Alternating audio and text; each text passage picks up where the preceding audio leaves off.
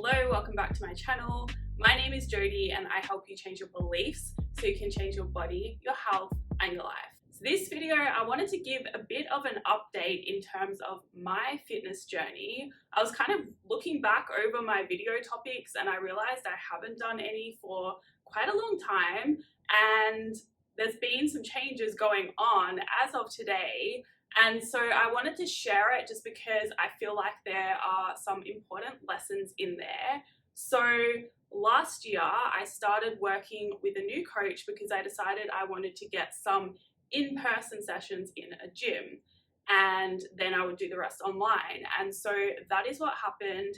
And up until now, I have been in a surplus, building phase, gaining weight. It has been going well. I actually had the intention of competing as well, and I wanted to do the competition though in a way that was different from how everyone else seems to do it.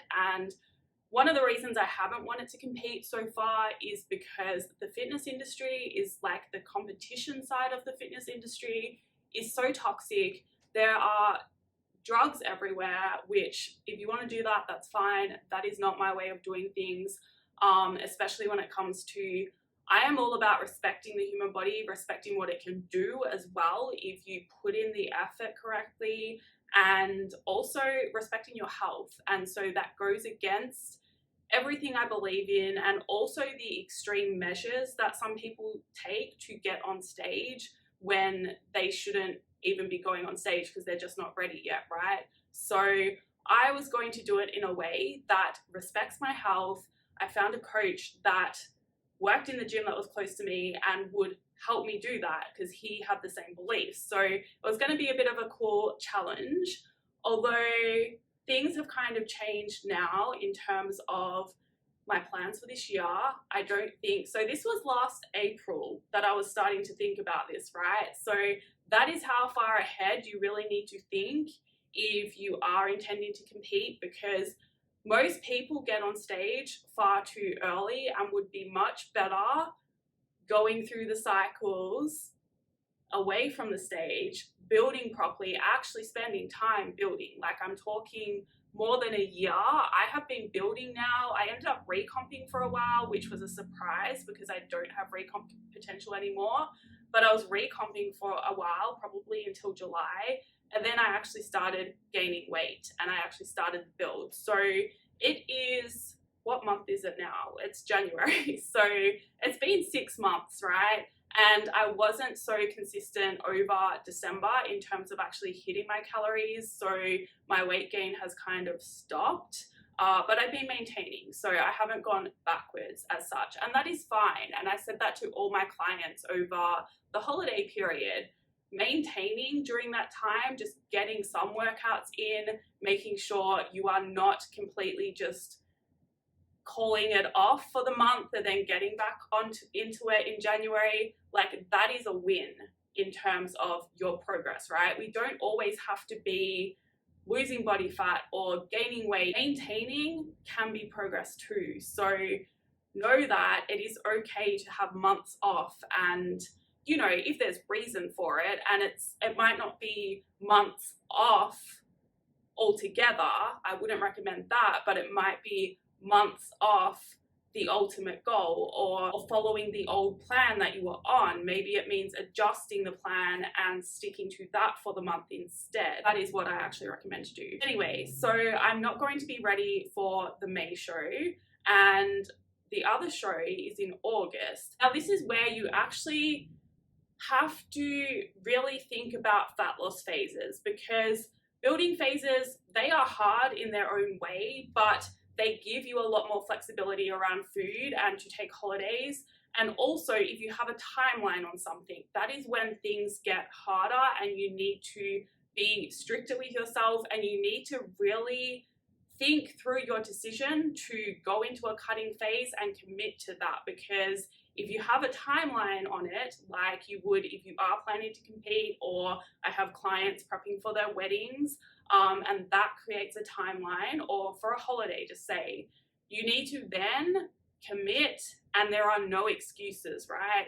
So my issue is, I haven't announced this yet, I haven't bought tickets or anything, but I am potentially going overseas in May.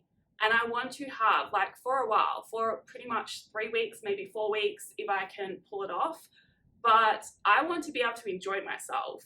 Now, looking at the timeline, August would be when I would be competing. That was the plan. Now, working back from August, by May, I would need to be in a cut, right? So I would need to be cutting my calories, eating less food, having less flexibility. There is no, oh, but we're going on holidays, so we can just be a bit more relaxed, or just do your best. Like, as soon as there's a timeline, there is none of that. There's no excuse. You commit to that timeline, so you commit to the plan and whatever you need to do leading up to that. And so it is really important, if you have a goal to lose body fat, if you need to go into a calorie deficit to do that, which not all of you do if you have recomp potential, and I would recommend starting at maintenance for most of you, but anyway, watch all my other videos on that. If you have a plan to go into a cutting phase, make sure you are going to be able to stick it out.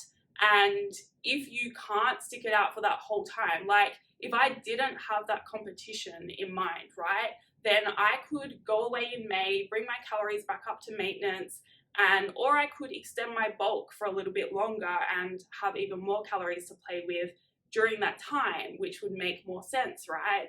But because of the competition and because of that deadline, that's not an option. Really make sure you think things through before you commit to a cutting phase. Now, another thing I wanted to share, which I think has an important lesson behind it, one of my worst traits, I think, or I guess it's a weakness of mine, I am very loyal. I will put up with shit just because I am so loyal to people, and that's not good, right? You need to have standards for what you expect for yourself, and then also for how others treat you. And a lot of the time, leveling up in your life requires you to set new standards, set new boundaries for yourself and for those people around you.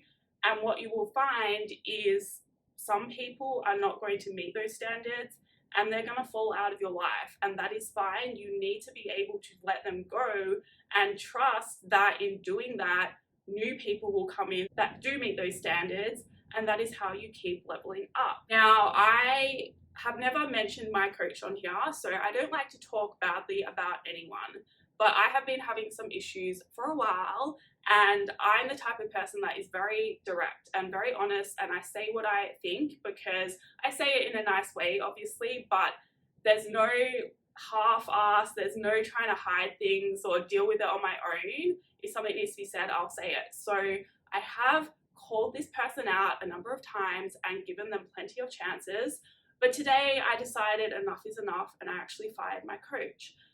And I think it's really important to understand that there are a lot of great coaches out there, and I have worked with a number of great coaches for fitness, for mindset, for life, for business. I have worked with so many coaches and mentors now, it's kind of ridiculous, but I love it, right? And I see the value in it. And even for me, having a fitness coach, I like having someone else there that has my back, that supports me through the process, because I'm human too. Just because I know what I'm doing and I am a coach and I am very disciplined, I don't rely on motivation, I know how to kick myself in the ass to get to gym, I know how to say no to going out if I need to stick to macros or something like that.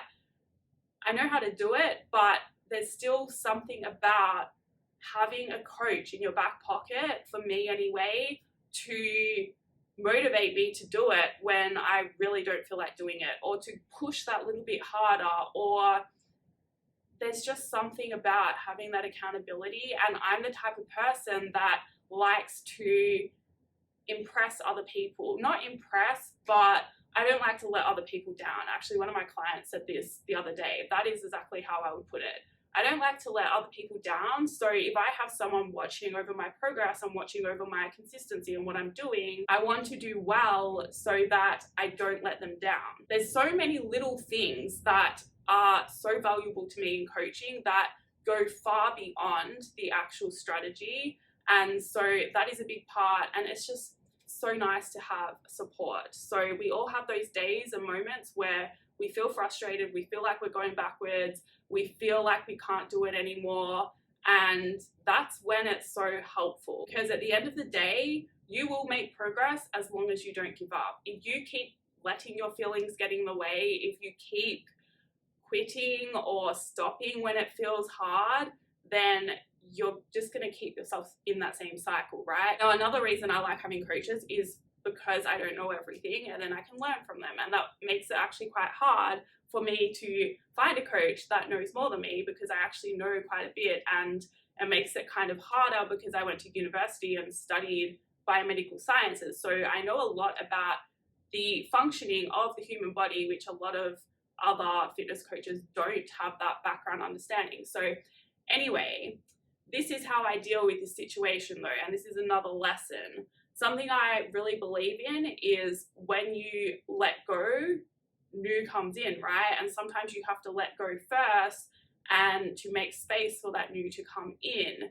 And that can be scary, because it's like, oh my God, what if they don't come in? What if they're not better? What if I can't do it now? What if like I miss that person?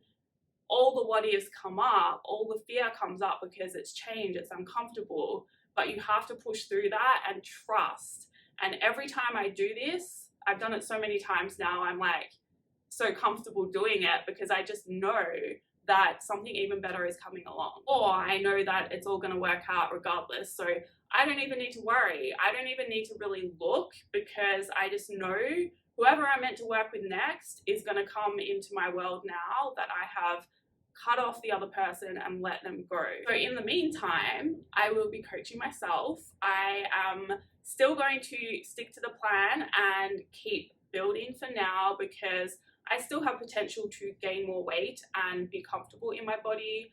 And I kind of want to get to, at the moment, I'm weighing what I previously weighed as my max, which was like 63.6 kilograms, but I reached 63.9 when I actually went into a deficit due to the stress and the water weight. So we'll call it 63.6, I guess. But I've never been 64. So I kind of want to get to 64 just to experience that number.